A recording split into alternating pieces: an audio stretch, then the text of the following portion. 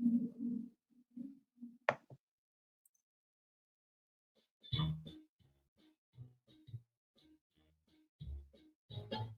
wanna be in Italy. I wanna be by the Mediterranean Sea. I wanna see Rome, Venice, and Naples. I wanna be in Italy, leaning tower of Pisa, Florence, Pompeii, Rome, Coliseum, Ponte Vecchio, Vernaccia Di San Marco, and Portofino. I wanna be in Italy. I wanna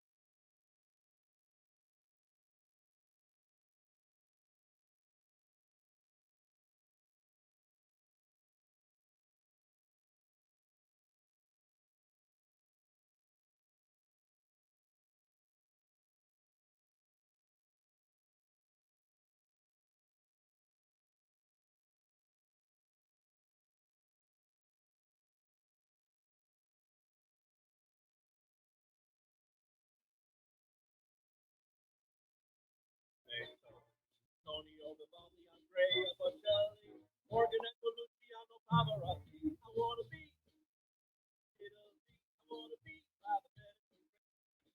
I wanna breathe down the coast of Amalfi. I wanna be in Italy.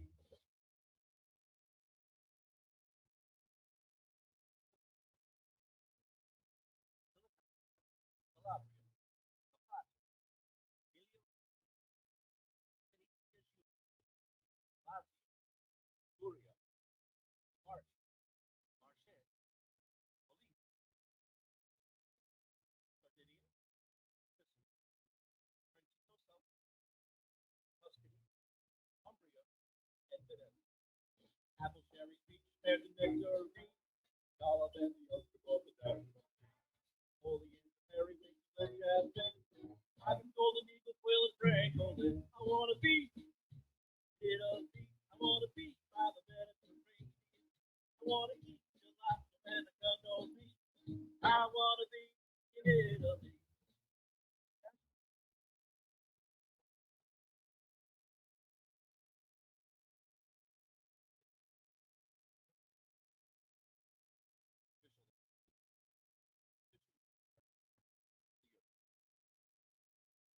Catherine of Siena and Galileo, Maria Montessori and Margot Moore, Feliciano Leonardo da Vinci, Julius Caesar and Magnani. I wanna be in Italy. I wanna be by the Mediterranean. I wanna see Rome, Venice, and Naples.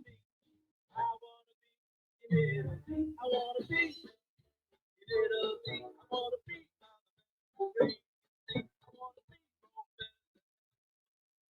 I wanna be in Italy. I wanna be in Italy. I wanna be in Italy.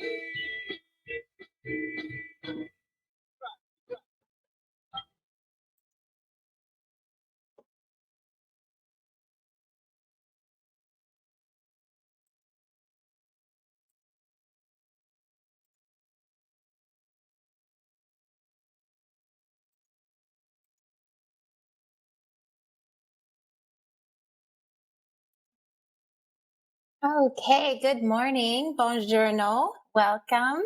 Thank you for being here with us this morning. My name is Kerrie Niemeier, and I'm the Director of Marketing and Sales for Wells Gray Tours.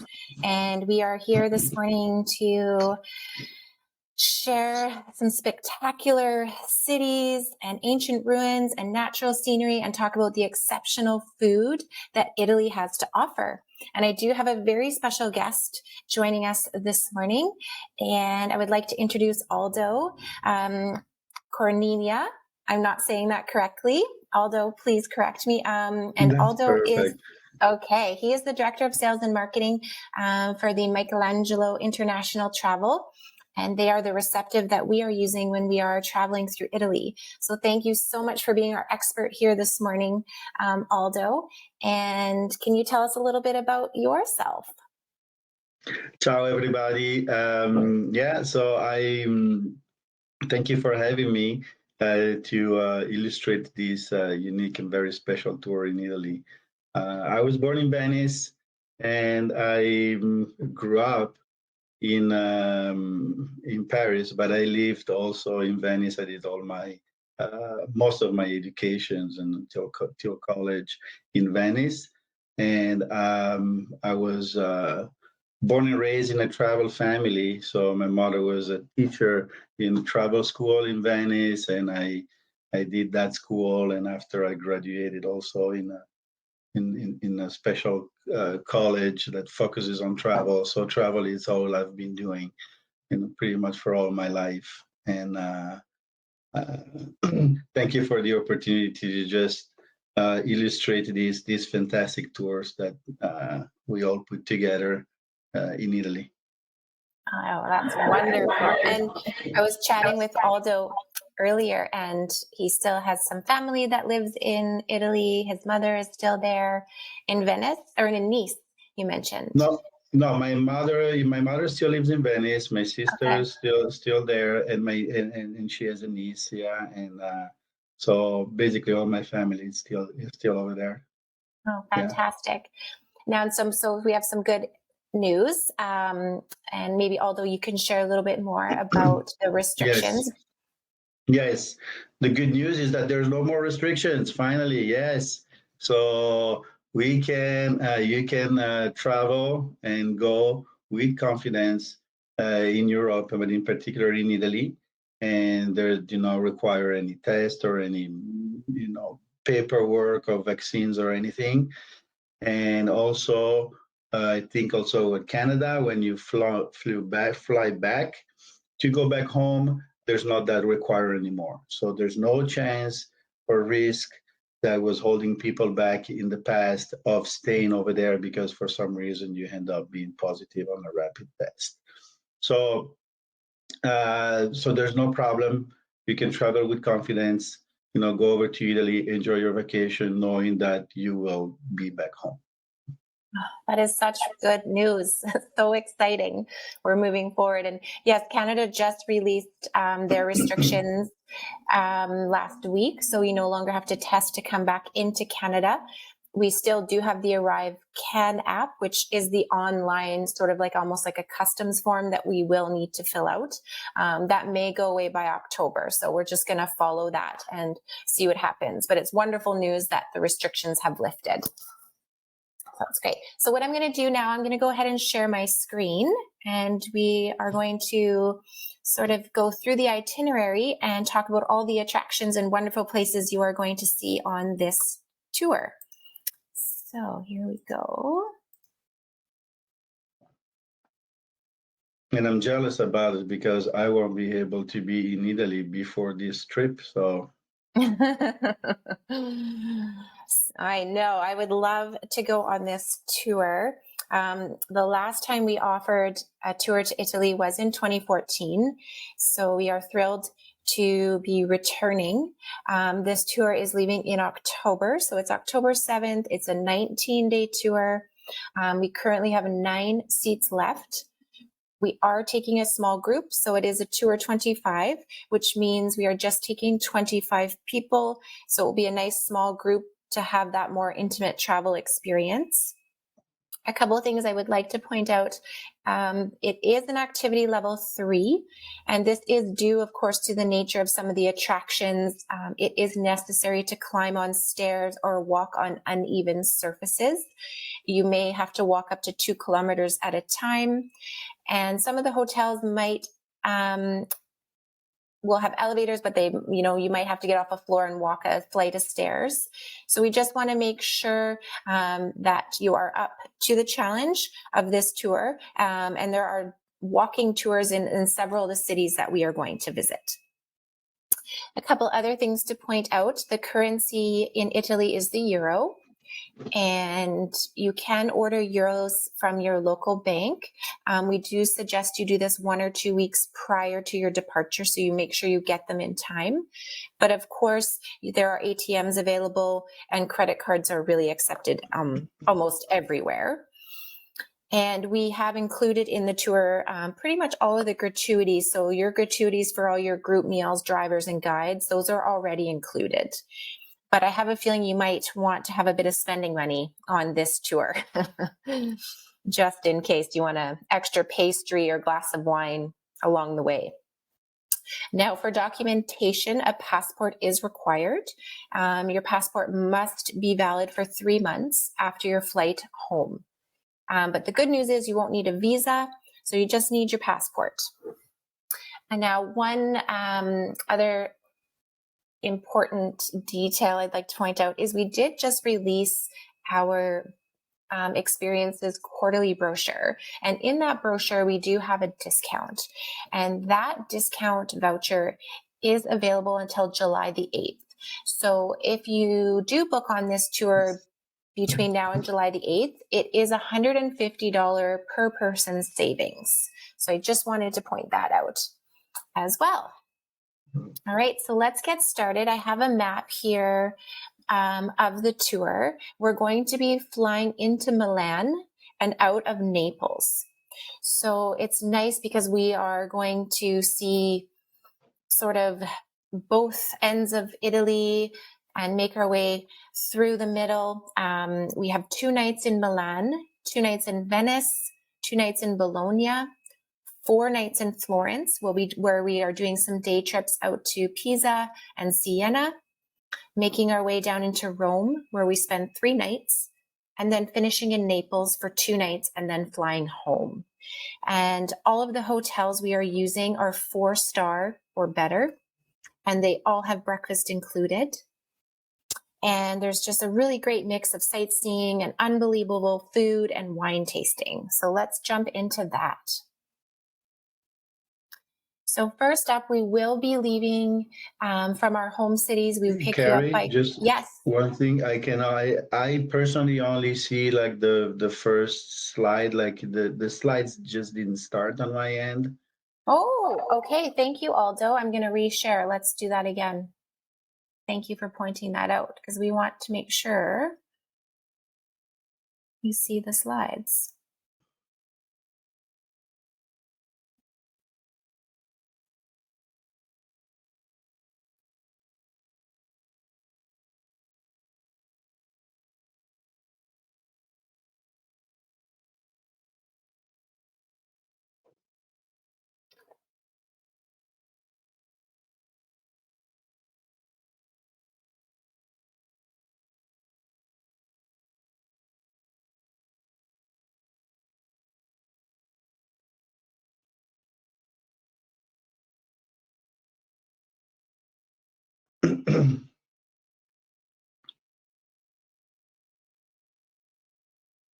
Yeah, probably there's a little technical difficulty right there.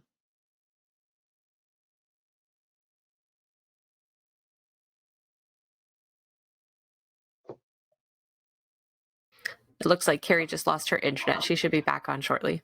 Yeah, she'll be back shortly. Well, I can just, briefly give an overview of what she was about to say, that this itinerary is so nice because it really combines a lot of different aspects of Italy and the culture of Italy. So it will be a nice full immersion of the Italian culture. And the Italian culture is so particular because it is different. It is different in every region. Every different region has its own dialect. Every region has its own food. So the same dish that you may try, let's say a lasagna in Milan, is going to be different than the lasagna that you experience when you go to the Amalfi Coast. So that's just the variety of culture, food, traditions that you can experience in one single country. So Kerrie, yeah, I just Can you see now, Aldo? I can see. It's just like you need to probably start the slideshow. Okay, it's not letting me. Let's just start again here.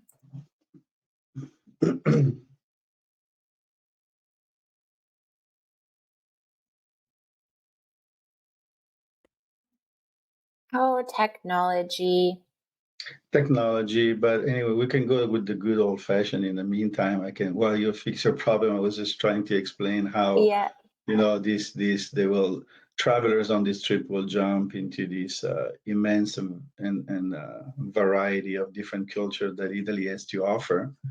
The tour will start in Milan, And I mean, Milan, it's not the capital of Italy, but it's definitely the financial and the busy.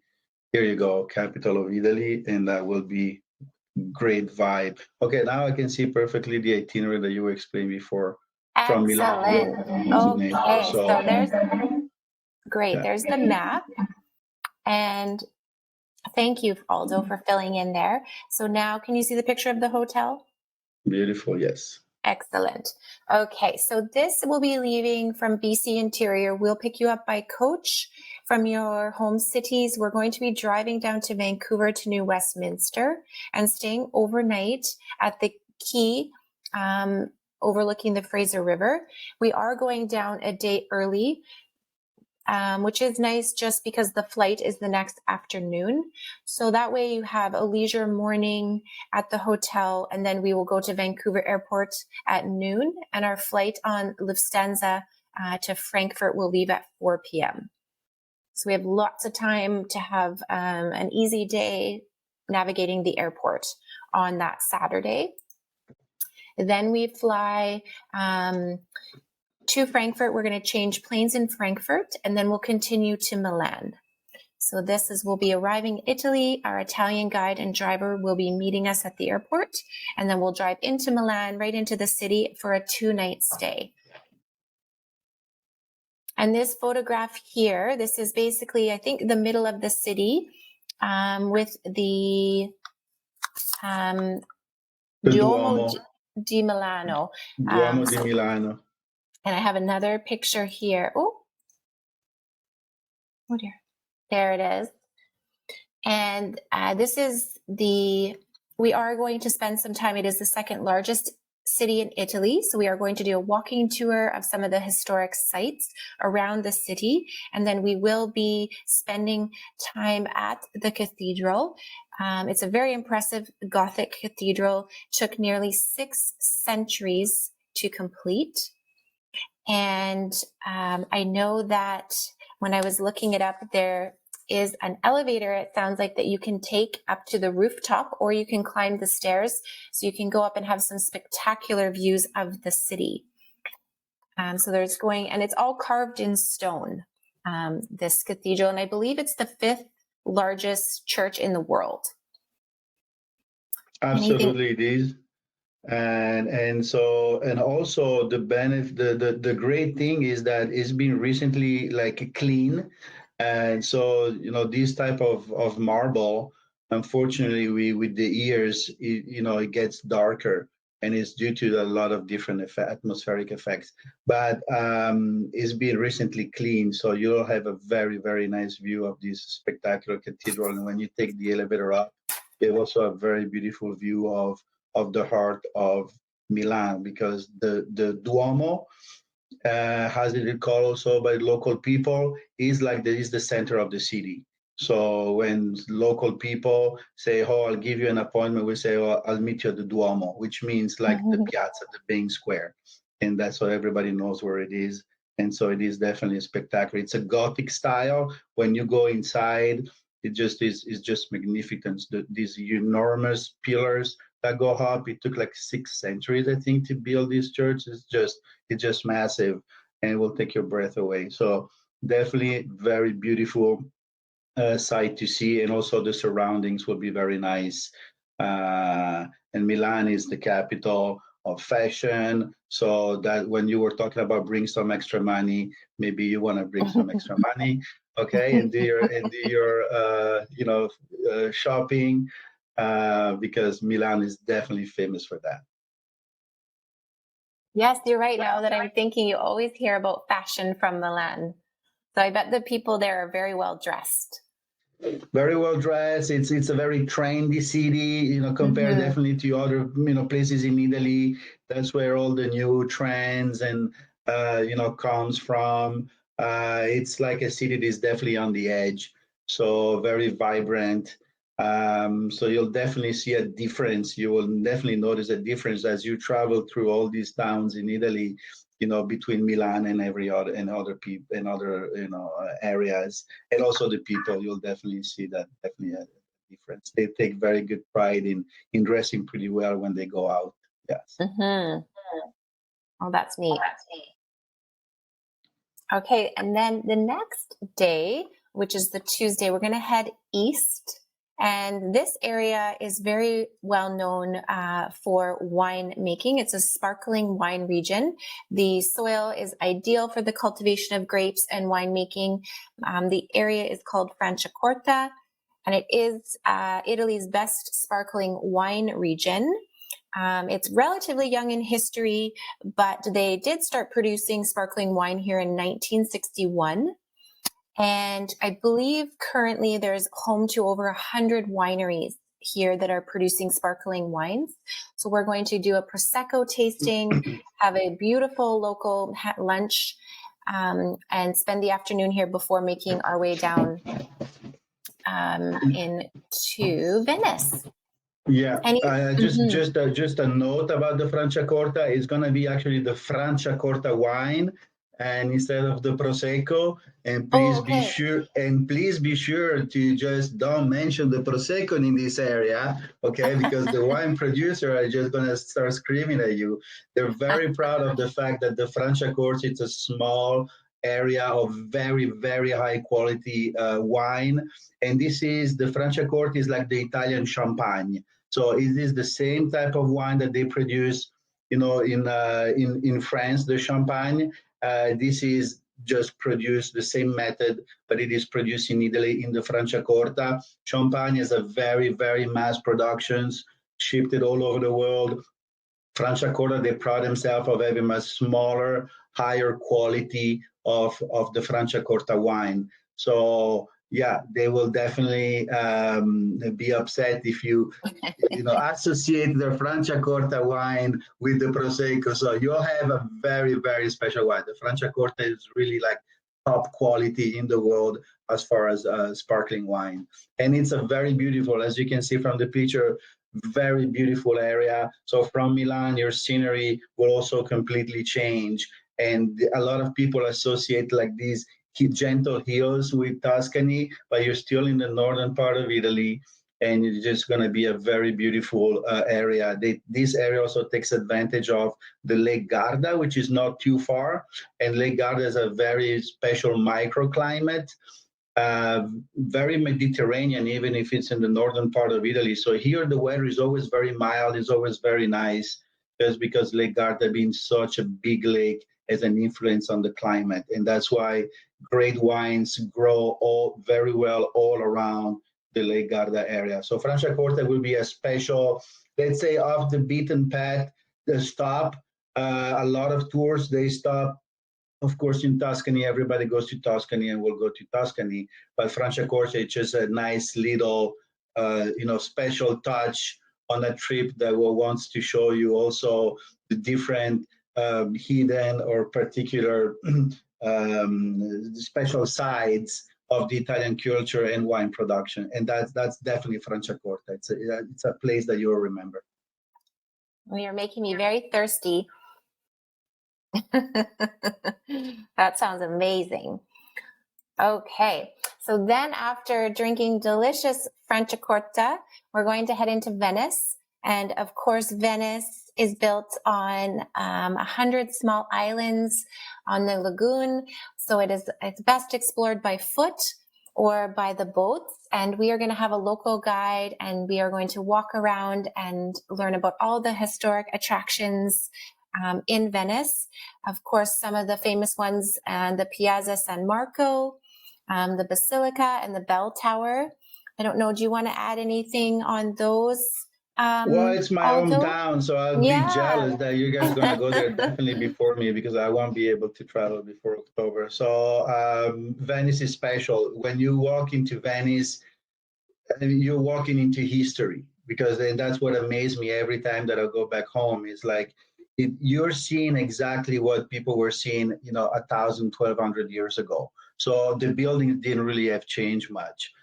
So when you walk into Venice, you walk into history. And I like to put myself as an older person, living, hundreds of years ago, and walking and seeing the magnificent, church and San Marco Square and houses and buildings, knowing that that person is seeing exactly the same thing that I'm seeing now.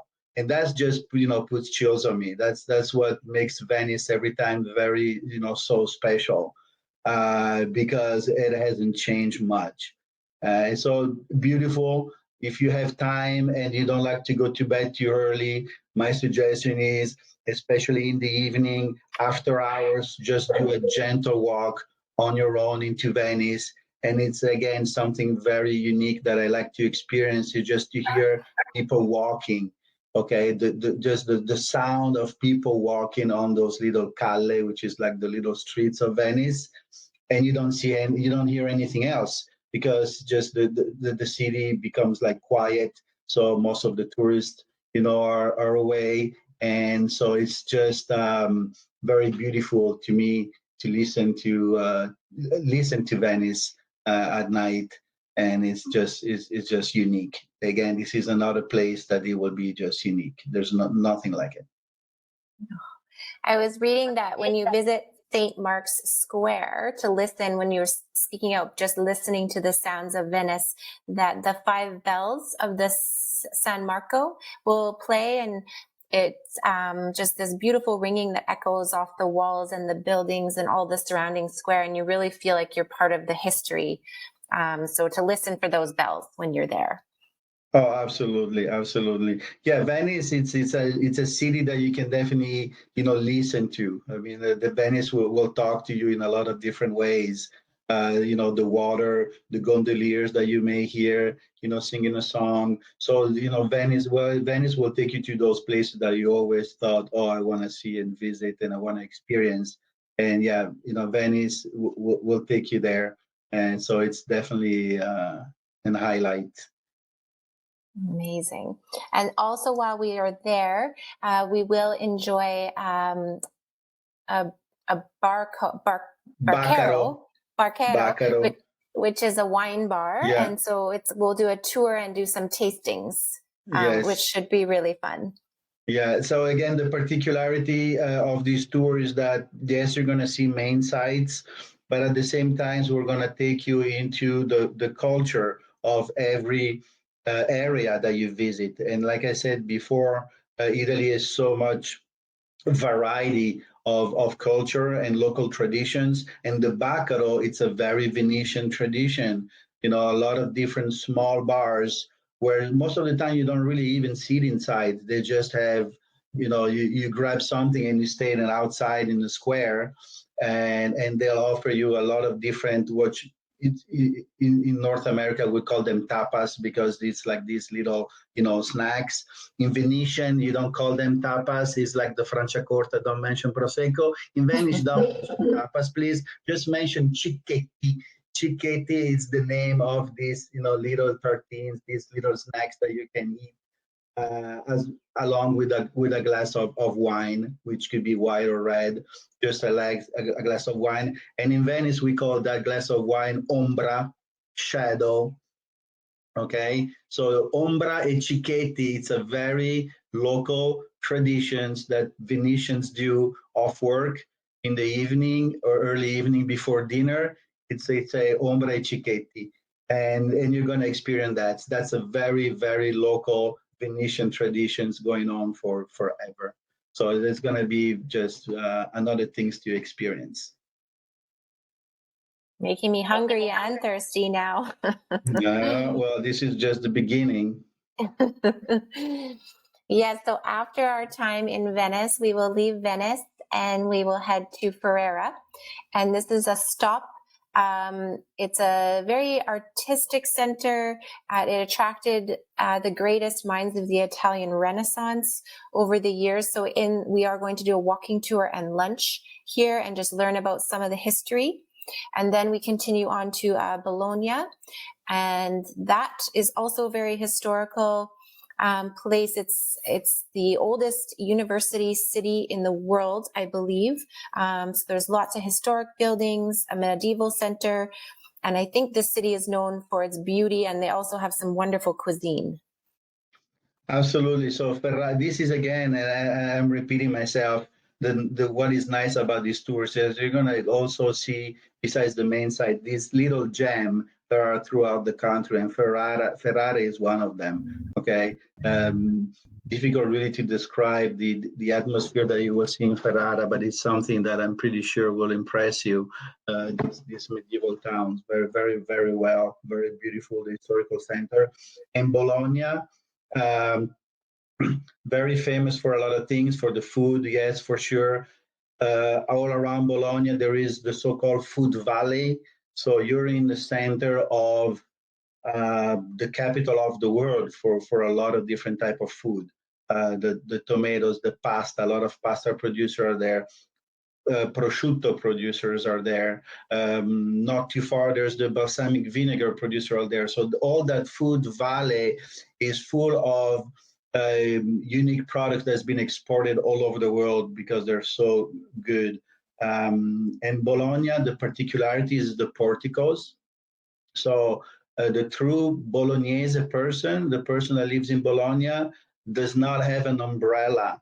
And it is because you can walk all around the town under these porticos, and if it rains, you'll never get wet.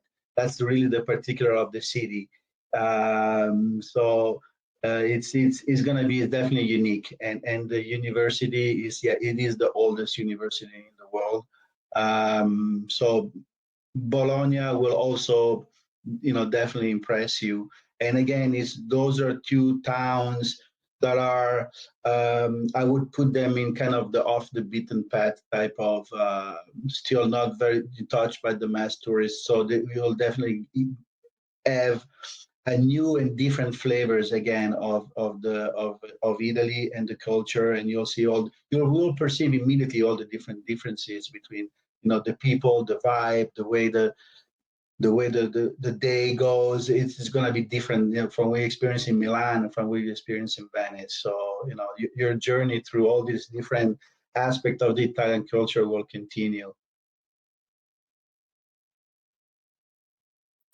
Yes, and when you were mentioning all the different food exports, I know that one of the very exciting, I think, highlights for me would be this particular day. I think this is going to be a really fun day. We're devoted to the Parma area.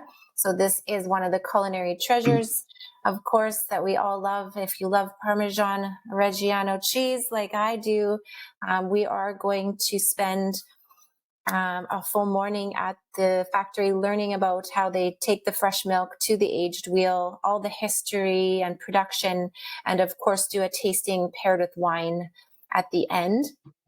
And then we're also going to visit the Prosciutto Di Parma farm, and this fame goes all the way back to the Roman times. They do have secrets of curing and mastering the butcher of this craft. They've been fine-tuning it and passing it down for centuries. So we're going to take a journey through the history of the ham and its origins and learn about the salt and the content and the sweetness. And then after we learn about all of it, we are going to, of course, be rewarded by doing a prosciutto tasting. So the cheese and the ham, it just looks so good. I think this is fantastic. And here you're definitely in the center of the food valley. So the food valley is, and what's incredible about these ingredients, I hear you have only 3 ingredients. So there's the milk, one is the pork, there's the salt, and actually the 4th one is thyme.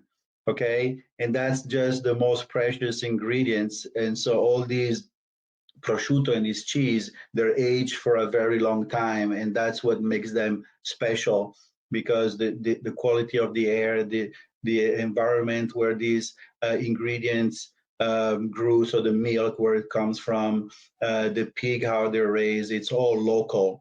So to experience and taste the Parmigiano Reggiano and the prosciutto in these areas where they're produced, is going to be a completely different experience, even if these products are now exported all over the world and for sure in North America. But from when you get them from there fresh, it's just totally different taste. It's just you cannot actually compare it. So that's going to be a full experience, full immersion into the food valley of Italy with some iconic products that you will want to take them all back with you if you can.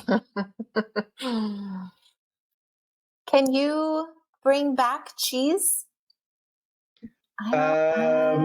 Yes. Yeah. I'm based in the United States, as you know, so I don't know if the Canada what restrictions are, but cheese, it's something that you can take back. The prosciutto, probably not, Yeah. unfortunately. But I never had any problem with the cheese. Yeah. Okay. To bring the cheese, to bring I'm going cheese to back. double check on that just before our clients Yeah, go. to see what the income laws are in Canada to bring food. I doubted that the prosciutto will be included.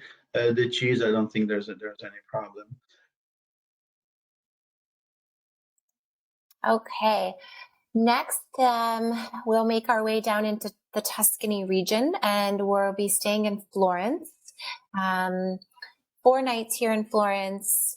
Just an absolutely gorgeous city, as you can see by the photograph. We have a local guide showing us around the different attractions. There's an open air museum, the Piazza del Signoria. We're going to go visit the tombs of Michelangelo and Galileo. There's the cathedral with the bell tower. So just some fantastic history here, some wonderful touring. So we have a full day we'll spend just seeing the sights in Florence. And then we're going to do some day trips. We can talk about those in a moment. Anything you want to add, Aldo? Well, yes, I mean, this is, again, from Milan, you will see that also while you travel on the bus, the whole scenario around you will change. So from a more busy, modern surroundings of Milan, we'll go then to the Franciacorta, we go back into the hills and wineries. And after we, into Venice, you'll see a lot of fields of produce that are grown. And as soon as you start from Venice going down, to Bologna, then you can start seeing more hills, and so more, vineyards also you will see around, and until you closer to Florence, you will see also the buildings start changing and they're more into the Renaissance style. So also on the bus, you will see that the whole scenario around you, the whole scenery around you will change, and you end up into Florence, which is, as these pictures can clearly say, is just magnificent. I mean, the capital of Renaissance in the world. The buildings are, very, very particularly well decorated. The white and the green of the marbles will definitely amaze you. So it is, and also the tours and the sightseeings that we're going to do, visiting the tomb of Michelangelo and Galileo. Those are just, again, little touches that you will remember, and that unfortunately not a lot of tourists see. So this is, again, that nice mix that we're offering again in this day, going to Florence, and when we enter the Tuscany region. It's just so beautiful. And then we will do a day trip. So it's, I believe, about 25 miles. We'll be going to explore Siena. And this is a beautiful town. There is the famous Piazza del Campo. And I think the reason to go here is to see the magnificent frescoes on the Palazzo Pubblico. Frescoes, of course, are mural paintings done in watercolors on the walls and the ceilings. And this building is just supposed to be amazing to see. It is amazing, and also what's amazing is the Piazza, the square, which is very famous, has the shape of a shell, and it is not flat. It just goes in like in inclinations, towards the center, and in the center there's this beautiful fountain. What's particular about it is that twice a year also they organize. It's called the Palio. It's a horse race around. It's very famous, that makes the city go crazy, and so it is going to be just very beautiful. And just walking into the square, you will definitely like the city of Siena, the little streets, the little shops. It's just a beautiful little town, is one of the jewel of Tuscany, as well as the next one that you're going to explain, which is San Gimignano. Yes, so then we drive to some of Tuscany's we'll drive through the cypress fields and the olive groves. So I think the scenery is going to be spectacular. And then we ascend up to the hilltop, and there's the ancient village of San Gimignano. San Gimignano, yes, absolutely. What's particular of San Gimignano? San Gimignano is called the Manhattan of Tuscany. And you can see that because of, you can see it from the picture. All these towers. So this comes from the rich family of the town of San Gimignano. In order to show how much money and power they had, they were building towers. And the tallest towers was representing more wealth and more power. And so they were all kind of competing against each other, who has the tallest, family tower. And this is why it's called the Manhattan of Tuscany, because especially from far away, you will see all these towers, up. And again, it's just another particularity of this charming, beautiful town of San Gimignano. I suggest you also, and I'm sure you will, taste the white wine. It's called the Vernaccia Di San Gimignano. Very beautiful white wine that is produced only in this area. So San Gimignano, the Manhattan of Tuscany, is going to be another gem of this itinerary. That's very interesting about the towers. I didn't know that. Okay, and moving on, our next day, we're on day 11 now. We have a free morning to explore Florence on your own. And this morning I was chatting with Aldo, and he has some recommendations that he is going to email to me, and then I'm going to forward it to all of you, so that there are some ideas that you can bring forward to your guide when you're there, of some of the different attractions and little things, little gems that you can do on your own. And then in the afternoon, we are going to spend an afternoon exploring the Chianti region. And we are going to go to this absolutely gorgeous property, which is the Castello De Ver Branziano. Verrazzano. See, I need to practice my Italian. But this place is... it's quite historic. It is actually the first grape growing and wine producing area in the world. So where the Chianti comes from, started in 1716. And this is one of the most historic properties that we are going to visit. And what's really neat about this property is also it's historic, but it's also very current and forward thinking. They were very early on to convert to organic farming principles. So not only are their wines certified organic, but everything on the property, on their family farm, is sustainably managed and grown organically. So they have vegetables, olive oil, honey. They have their own boars that they are raising, and the entire winery is powered by certified and renewable sources. So it's just going to be a fantastic evening. We're doing a dinner and a tour of the wine cellars here. I don't think this is definitely the benchmark for a lot of wine producers in Tuscany and in the Chianti area, which is this wine area of Tuscany. And and the Castello de Verrazzano is just magnificent. I mean, I don't know how to describe this property, and the magnificence of the castle. It looks like a postcard. Mm-hmm. Yeah, exactly. It is. So again, this is just a place that you will just enjoy for its history and for its beauty.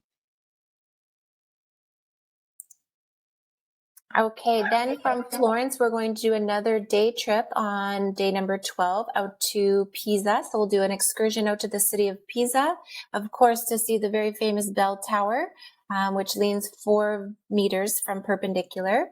We're going to do a guided walking tour and even have a lesson in Tuscan cooking in Pisa. And one interesting thing I learned about the Leaning Tower of Pisa is that I didn't realize it was actually originally designed to be perfectly vertical. And it was just, it had started to lean during construction.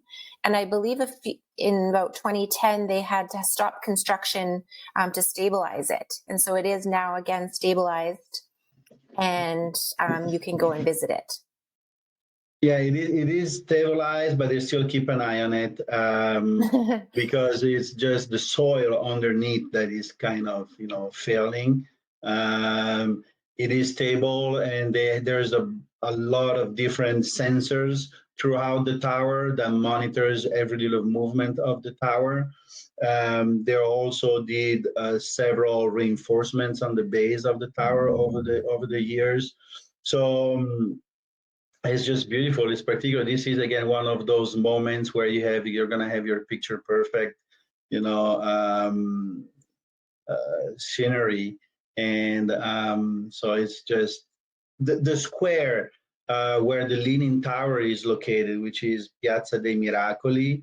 You can see here on the left side there is the church, and there is also a baptistry next to it. There's those three buildings, and also all over this green grass. So they're all very white. The marble is white, and the grass, of course, is very green.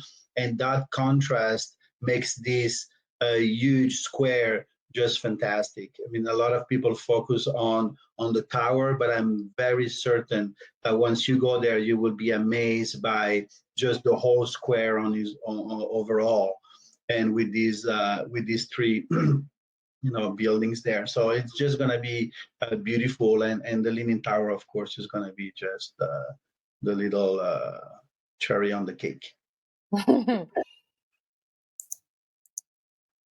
It's gorgeous. Okay, next on day number 13, we are going to journey south along the road. We're making our way to Rome, but on our way, we are going to stop. I believe this might be another one of those little hidden gems. It's the town of Assisi, and we are going to do a guided tour of the Basilica of San Francesco, which was dedicated to St. Francis. And this is a small medieval town of about 25,000 people, and it's perched up on the hill in the heart of Italy. So I think this is going to be a really lots of religious and historical and artistic significance here. Yeah, one other notes about the slides before that we forgot to mention is the cooking class. I mean, come on, people are gonna start eating and remember, like the local, dishes. So that's gonna be a fun, cool experience, and to bring those recipes back home and do it on your own again. That's gonna be fun. So besides that, well, Assisi, definitely beautiful. This is one of the top pilgrimage center of the world.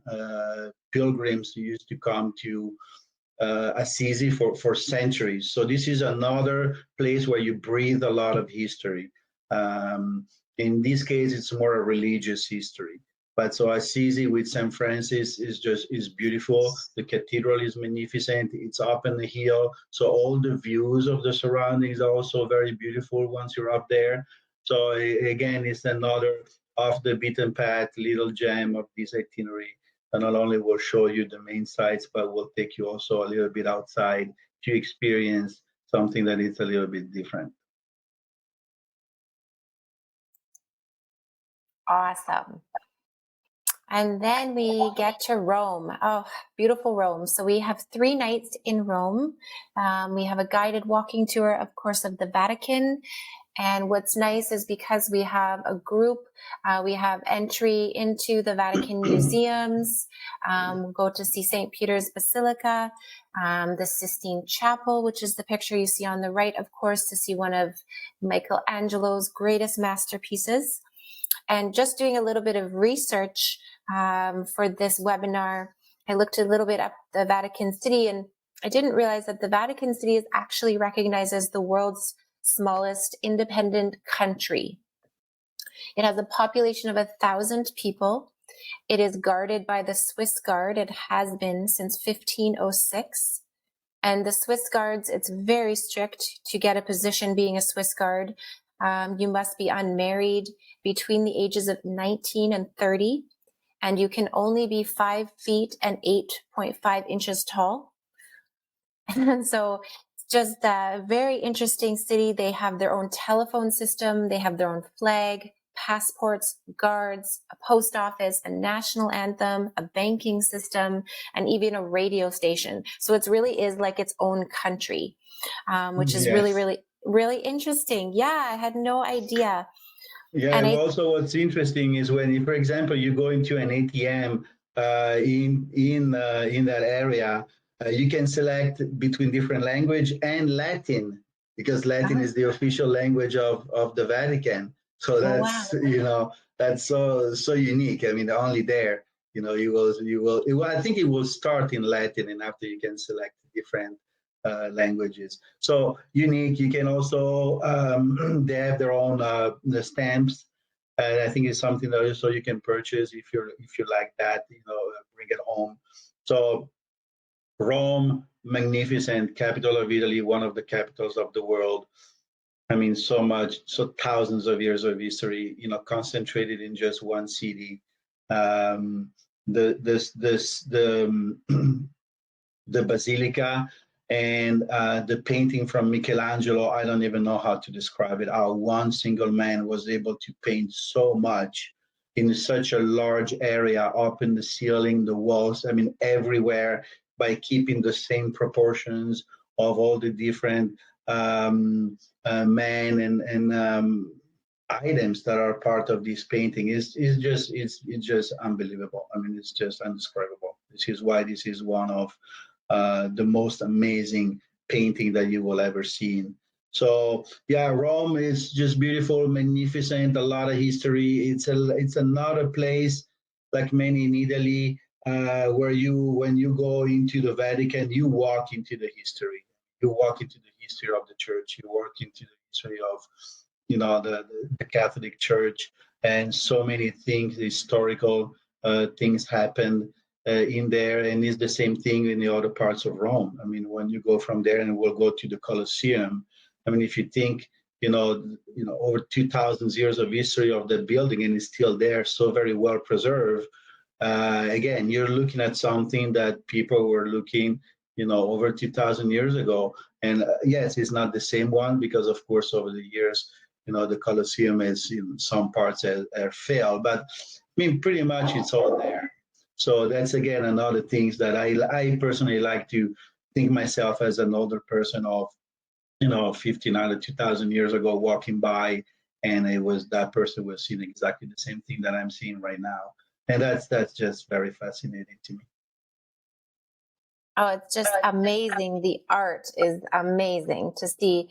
And I was reading that if you wanted to stay to see all the art in the Vatican, which I wish our tour could do, but if you spent just 1 minute looking at each painting, it would take you 4 years. That's just how extensive the collection is. And so it's just mind-blowing. Mind-blowing for sure. Okay, so we move from there to see, of course, the Coliseum. So we have a locally guided tour this morning. We will include entrance to the Coliseum, known as the largest outdoor amphitheater of the Roman Empire. And then the rest of the day is free to explore. So again, Aldo will send some suggestions that we can bring forward to our guides, so you can assist with some plans for the wonderful afternoon you can spend in Rome. But the Colosseum itself, they say it's one of the 7 wonders of the world. It could accommodate over 65,000 people when it was built in 72 CE, which is just amazing to think. And the construction took over 8 years. So I think this is going to be really something to see. Magnificent. And again, this is one of those buildings, like I just say, that will take you back in history. And when you go inside, there's just a vibe there, a feeling. You'll perceive it of everything that happened, all the games, and the joy, but also, the terror that the gladiators were experiencing and the slaves were experiencing. So, and the guide will take you all there and explain everything to you. And what I suggest is just to touch it, touch the Colosseum, feel it with your hands. When you sit down on those, stairs where people over 2,000 years ago were sitting down, and try to immerse yourself and think of you as a spectators, watching one of those games. And, when you touch the Coliseum, there's just a feeling that you will get. So it is, again, one of those places and things that you remember for your whole life. There's no question about that. The Coliseum is so magnificent and so well preserved that it's just unique.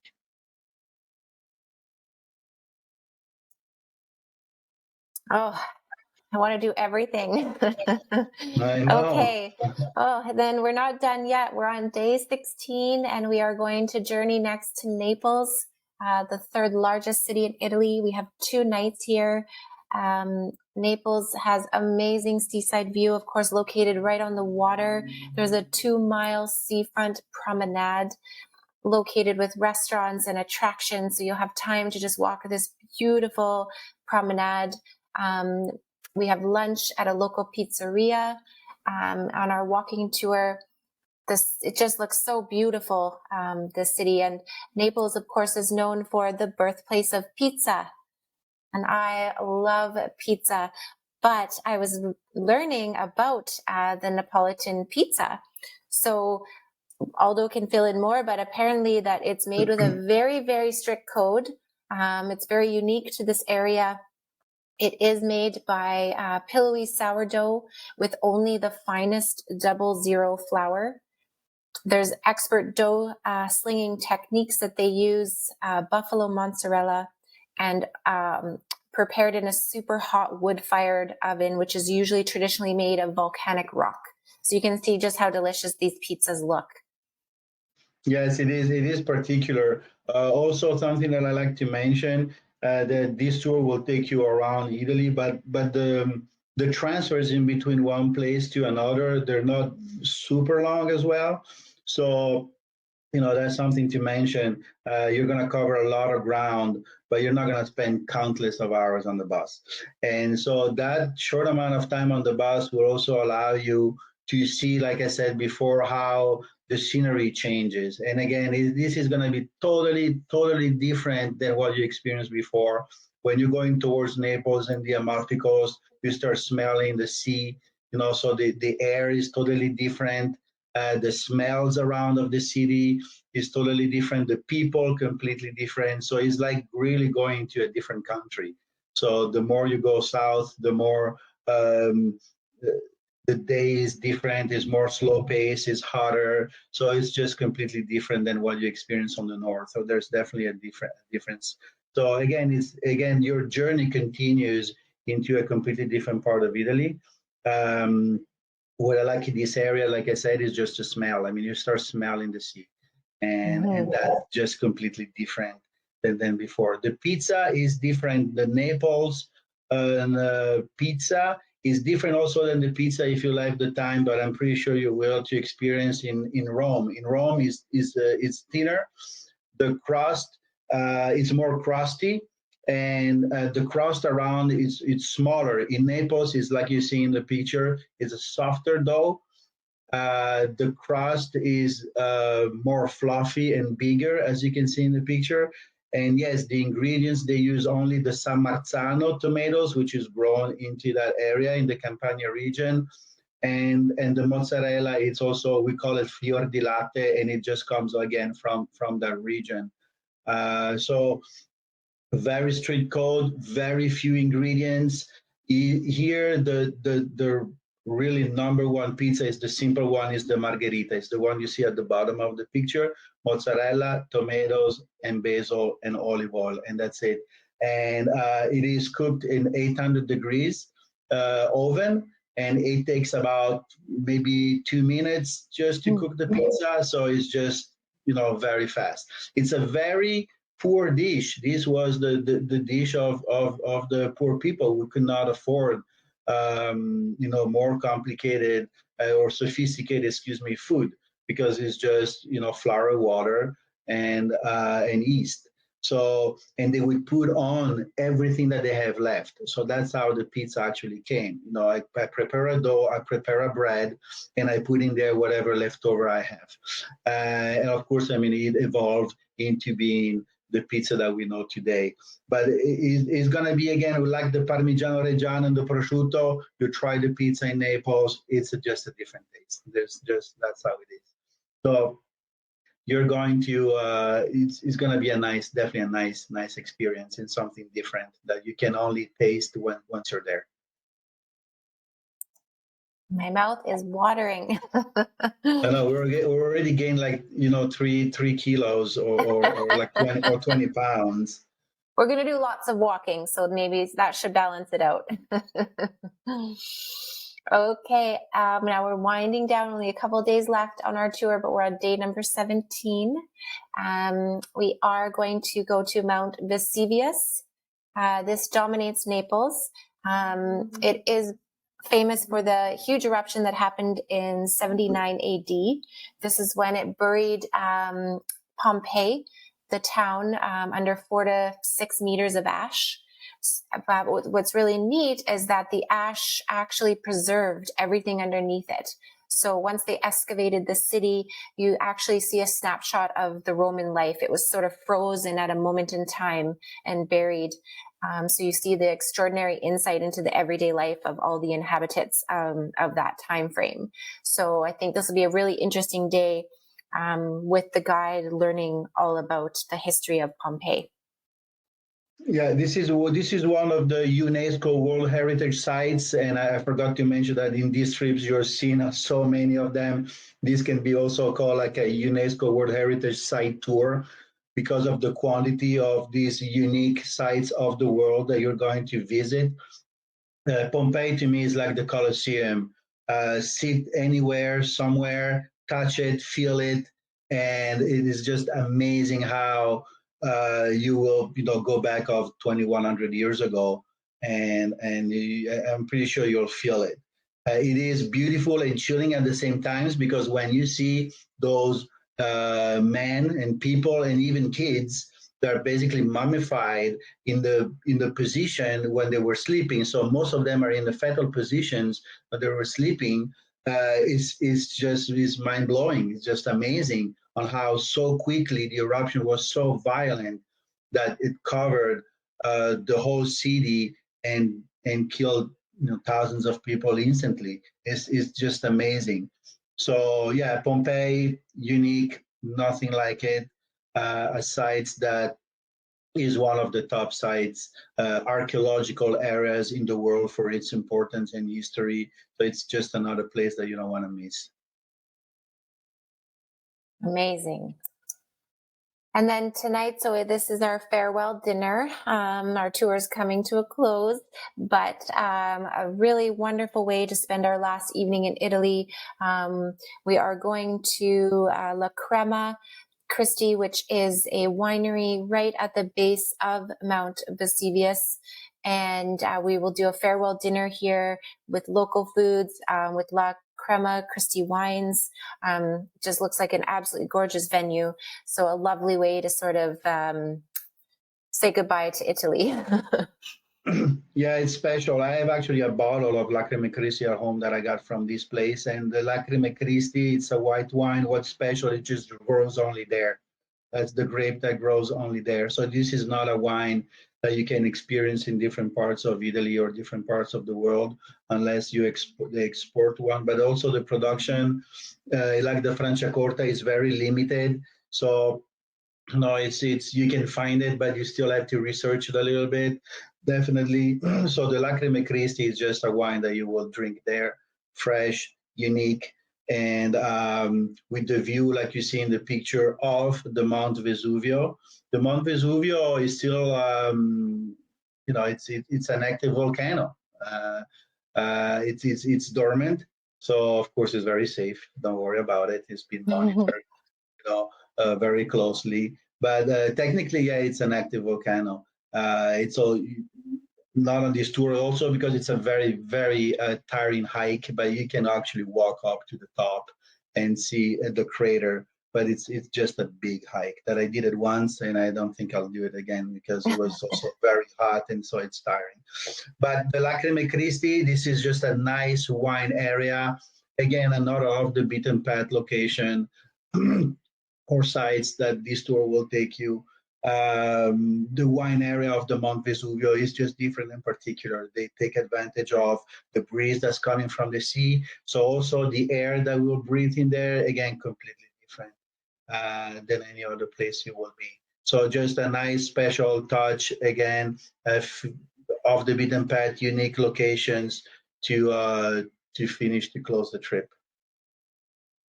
It's going to be hard to say goodbye But you after. have to. We have to, yes. So we will say goodbye on Monday, October 24th, but we will depart out of Naples on Lufthansa again. And we do have the change of a flight in Frankfurt and then fly back to Vancouver. And it's nice we arrive in mid-afternoon in Vancouver, but just because sometimes there can be delays, of course, we are just going to overnight at the Fairmont YVR. So fly back, relax for an evening, and then we coach you home the next day. So I just saw this recent trailer. So I don't know if you've heard of Stanley Tucci. He is an actor. He's from Italy on both sides. He's been in lots of movies, but he's doing a special right now on CNN, and I believe it's every Sunday at 9:00. And he's going around to different places in Italy and trying the different foods and talking about sort of the present and past cultures of the food. So if you're interested, it's a wonderful documentary that you can watch. I just have a quick trailer I'll show you.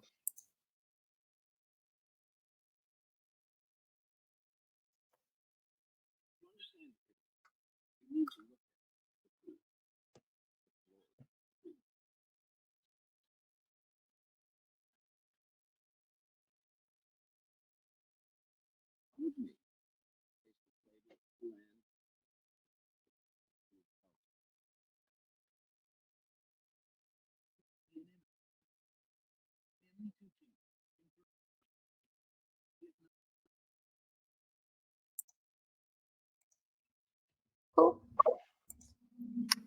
Okay. And you're definitely doing a little Stanley Tucci tour with this itinerary. I mean, Yes, as Aldo was mentioning, just all these different areas and how unique they are to the cuisine when you get, into northern Italy and then closer to the sea, and the different pizzas and all the ingredients that they're using.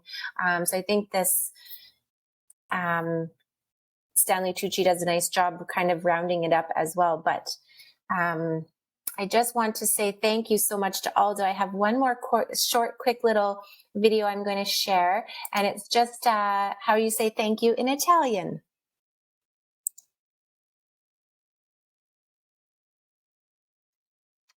Italians do care about formality. By consequence, it's really important that you learn how to say thank you. Grazie. You have to make sure you pronounce the GR at the beginning and the Z at the end. Grazie. Grazie. You're supposed to say grazie pretty much about everything. So a waitress is bringing you coffee, grazie. A car is stopping on the pedestrian line, grazie. But if you do really want to say that you're thankful because somebody make you a favor, or you really, really are thankful about something, then you have with a little bit of empathy. Grazie mille, 1,000 times thank you. Grazie di cuore. Thank you with my heart. Grazie di tutto. Thank you for everything. To put it simply, if I made a favor to a friend, I would expect the 10,000 times. Grazie mille. That's beautiful. Yeah, so that's how I want to say thank you to Aldo. So, grazie mille for Grazie di cuore. for joining us this morning, and we can open it up to questions. If you have any questions, you can go ahead and put those in the chat box. I'm not sure if you're able to unmute yourself, but go ahead, put some questions in, or if you have questions that pop up, you can email myself or I can forward them on to Aldo. I know he'd be happy. You just are a wealth of knowledge and you're so inspiring. Italy has always been on my bucket list, but just hearing you speak this morning really makes me really, really want to go to Italy. And just, what is this meaning of this? Why do people in Italy, just because everything is so delicious? They say thank you, grazie mille. Grazie mille. Anything else, Aldo, that you want to add? Nothing. I mean, I think we cover everything, and with this trip, you will cover everything. A lot of aspects of Italy: the culture, the traditions, the different type of foods, the different type of atmosphere, the scenery is different, the air smells different in every place. So yes, you're still in the same country, but at the same time, it's a trip to a lot of different countries of Italy, and they're completely different from one each other. So this is what makes this itinerary so unique and particular, because it is a full immersion of pretty much everything Italy has to offer, and the best of Italy has to offer, and not only the main sites, but also the off the beaten path, the little gems that you will definitely remember and take with you. So yeah, I was definitely jealous for everybody going on these trips, and unfortunately I cannot be part of it, but enjoy it. Yes, thank you. There's a lady wrote in and she just said, thank you so much, Aldo and Kerrie, for her pre-visit to Italy. She can't wait to go. She's so excited now. So I think that was just a very nice way this morning to really go behind the scenes and see what you're going to taste and experience while being there. So thank you so much again, Aldo. And we will keep you posted on our tour when it comes back, and send you some photos and let you know how everything went. I look forward to that. Ciao, Yes. everybody. Okay, ciao.